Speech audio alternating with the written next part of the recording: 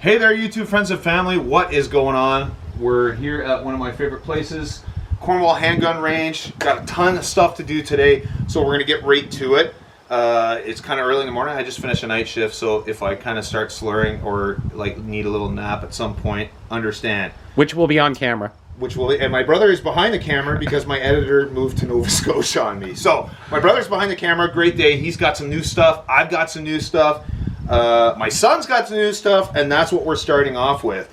This thing is, like, I don't know if you checked it out. If you haven't, go check it out. I got a GSG 16 video.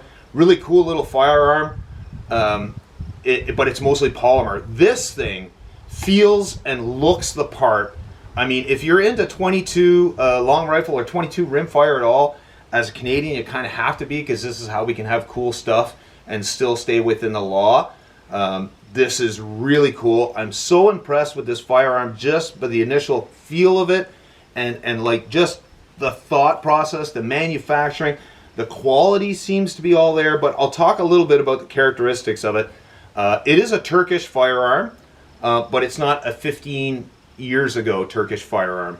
It's put out by Derya. Everybody knows, well, if you're Canadian, again, you know Derya Firearms. They put out those really dead sexy 12 gauge AR style. I want to say they look like ARs, although they didn't change. They didn't share much in a proprietary sense with an AR, but they were still banned because they looked it. So those are no longer available. They're prohibited devices. These are not prohibited. 22 rimfire has escaped that so far. So talk a little bit about it. They go for in the U.S. I think it's Rockport or well, something like that is a company that's importing these. So you don't have the Derya name on it. TM-22, actually the TM's kind of funny, stands for total metal, and everything on this thing is metal with the exception of the butt stock. But even the fake buffer pad in the back is an aluminum. It's got a real castle nut on the back, AR proprietary like grips, so you can swap those out. It's not a problem. Everything on it is I'm not gonna say an aircraft grade. I did write down, just forgive me while I just look over it. I think it's like 70-75 aluminum. So it's solid, it's robust, it feels great, and total metal package. They retail for $345 in the US, $549 Canada starting. That is if you go with like the black. This, he decided to go, well actually I picked it up for him. So I decided he would like more than any other the flat dark earth. It is a very sexy looking color. The finish on it is really nice and it looks amazing. I always like kind of the tan or the flat dark earth with the little black accents. I think it really makes the rifle stand out. And you can even get a little peek at that really beefy barrel on the inside. Also looks really good. It's a 1 in 16 twist rate, threaded barrel, 6 groove. I saw some videos where they were reporting that they were getting like 1.5 groups at 50 meters, which is really good for a tacti-cool kind of package.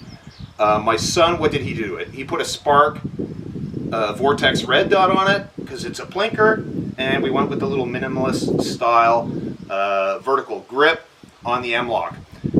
Trigger's flat, as you can see. Okay, it's a flat trigger, not curved. Swapping that out is going to be a bit of a challenge.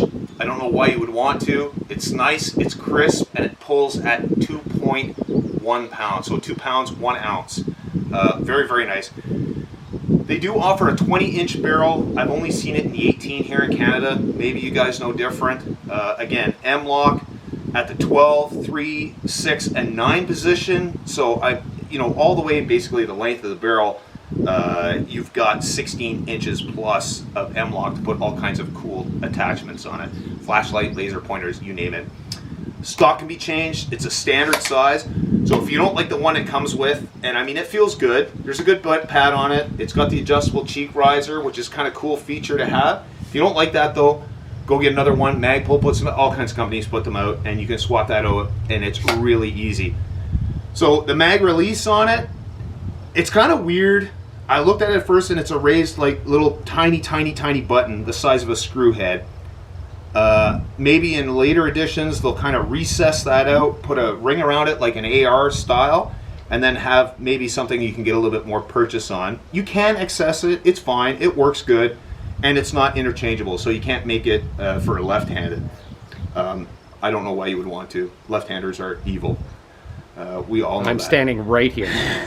It only accepts, the only drawback of this, it only accepts proprietary magazines, and even the magazines are aluminum, so it's a very solid, very robust feeling magazine. This one is the 25 round single stack, and it comes with two 10-round magazines. I'm using one of them to hold my notes down right now because the wind's kicking up a little bit. So, there it is. Very cool little gun. Haven't fired it yet, so we're going to get this red dot sighted in, and I'm not going to do a video on that because I've already explained how to do that. It's very easy. Don't be afraid. Watch videos. Play with it. Again, if you mess it up because you got up, down, left, right, backwards, not a problem. Just start back at a closer range and walk your way backwards. There we are. We're going to go have some fun now, get this thing sighted in, and we will probably have some shooting video on this, on how it performs. I'm hoping it chews.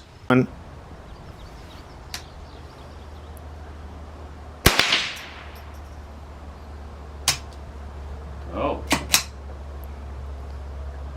Yeah, I had one failure to feed as well. I don't think it picked. Oh, it did.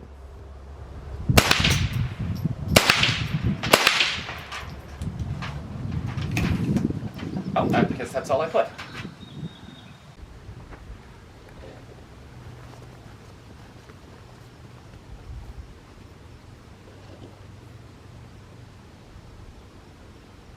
See how well it chews through this larger capacity mag.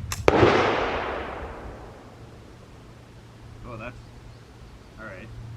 I kind of have to do something a little bit funky here to make the bag work for me.